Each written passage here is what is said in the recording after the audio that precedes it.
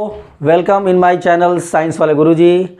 तो आज हम लोग आपके लिए टॉपिक लाया हूँ 11th का जो पहला चैप्टर है सम बेसिक कंसेप्ट केमिस्ट्री, जो काफ़ी इंपॉर्टेंट है हमारे जेईई मेंस बोर्ड और नीट एग्ज़ाम के लिए। तो स्टार्ट करते हैं हम लोग first chapter some basic concept of chemistry. Some basic chemistry का जो मेन टॉपिक है वो है मोल कंसेप्ट। तो आज हम स्टार्ट करते हैं मोल कंसेप्ट के बारे में, ठीक है। तो some basic concept of chemistry.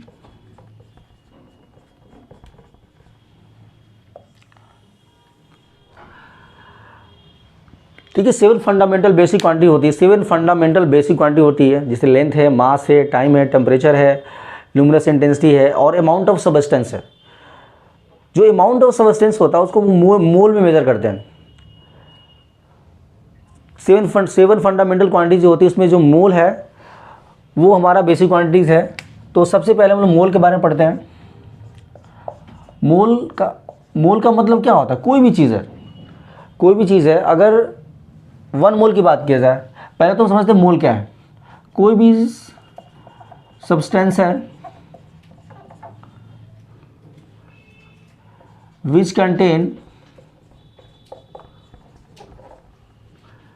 6.022 × 10⁻23 atom भी हो सकता है, मॉलिक्यूल भी हो सकता है, पार्टिकल भी हो सकता है और आयन भी हो सकता है। ठीक है, कोई भी सब्सटेंस जिसके अंदर इतना एटम हो, इतना पार्टिकल, इतना मॉलिक्यूल हो इज नोन एज मोल्स। तो ये मोल हो गया।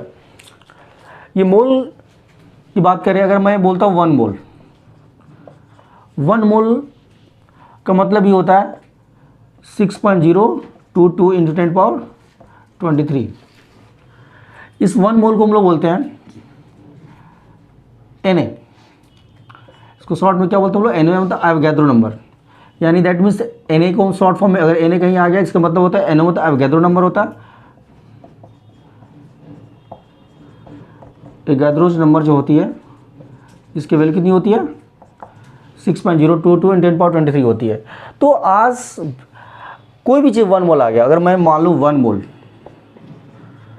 मोल कार्बन, दैट मीन्स कितना हो जाएगा? 6.022 × 10⁻23 कार्बन हो गया। अगर मैं बोल रहा हूँ 1 मोल CO2 मॉलिक्यूल्स, तो क्या हो जाएगा? सेम चीज़ हम ये तो पूरा लिख देंगे या तो ऐसे बोलेंगे NaCO2 मॉलिक्यूल्स। ठीक है, तो एवरीथिंग, अगर मैं 1 मोल सोडियम आयन बोलूँ that means 6.022 × 10⁻23 sodium ion. 1 mole cation बोलूँ तो 1 मोल क्या हो जाएगा? दैट मीन्स 1 मोल की वैल्यू कितनी होती है? इतनी होती है, 6.022 × 10⁻23 होती है। अगर मैं 2 मोल बोलूँ तो दैट मीन्स क्या हो जाएगा? 2 × 6.022 हो जाएगा, 10⁻23 हो जाएगा। तो 1 मोल की वैल्यू कितनी होती है? इतनी होती है। और 1 मोल का मतलब होता है 6.022, ये जो है एवोगैड्रो नंबर से डिवाइड करते हैं।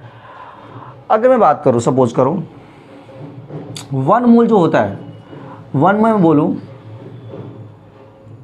1 मोल क्लोरीन,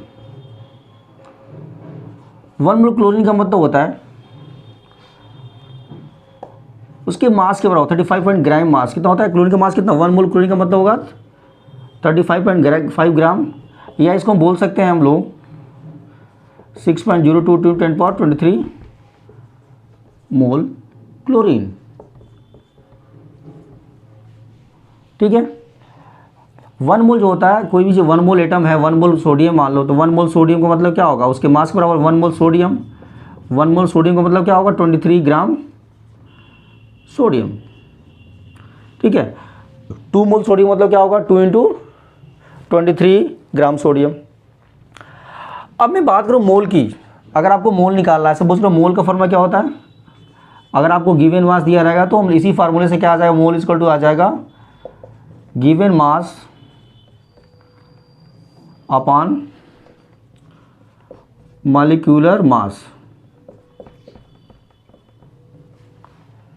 गिवन मास किस में होना चाहिए? ग्राम में होना चाहिए, और ये आपका मॉलिक्यूलर मास। ठीक है, ये मोल का पहला फार्मूला है। जैसे मैं एग्जांपल हूँ आपको, find the mole, find the mole,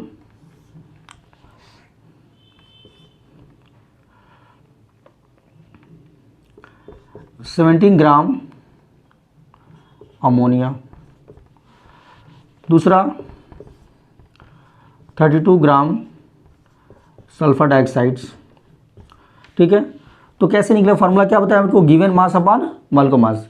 suppose करो पहला वाला क्वेश्चन देखते हैं, तो मोल कैसे, पहले का मोल कैसे निकलेगा, मोल इक्वल टू क्या हो जाएगा, गिवन मास कितना दिया 70 ग्राम, कितना दिया 70, और अमोनिया का मोलर मास कितना होता है, नाइट्रो 40 + 3 कितना हो जाएगा 1 मोल, कितना हो जाएगा 1 मोल, आंसर हो जाएगा। इसी तरह आपका दूसरा SO2 का मोलर मास कितना हो जाएगा, गिवन मास कितना दिया 32, कितना दिया 32 ग्राम्स, और मोलर मास कितना आएगा सल्फर का, सल्फर का कितना होता है एटॉमिक मास 32, और 2 ऑक्सीजन का 32, कितना हो 64, कितना हो जाएगा 64, दैट इज़ 1/2 मोल्स आपका हो जाएगा आंसर। तो ये मोल है।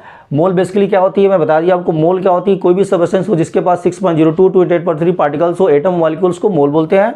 और 1 मोल कहीं भी लिखा हो उसको मतलब आप समझना है कि इसकी वैल्यू इसकी इतनी होती है। और ये मोल हमारा फंडामेंटल क्वांटिटी से मैं बता चुका हूँ आपको, 1 मोल कार्बन दैट इज़ इतना कार्बन, 1 मोल CO2, कोई भी 1 मोल हो, एटम हो, 1 मोल पार्टिकल्स हो, मैं बोलूँ 1 मोल पार्टिकल्स, 1 मोल पार्टिकल, तब भी कितना होगा 6.022 × 10⁻23 पार्टिकल्स। ठीक है, तो आज आपका मोल क्लियर हो गया। तो आपको ये जैसे पहला फॉर्म मोल बताया मैंने, मोल को कैसे, मोल कैसे निकाला जाता है, ये क्वेश्चन भी मैंने कराया आपको। ठीक है, तो बच्चों आप लोग को ये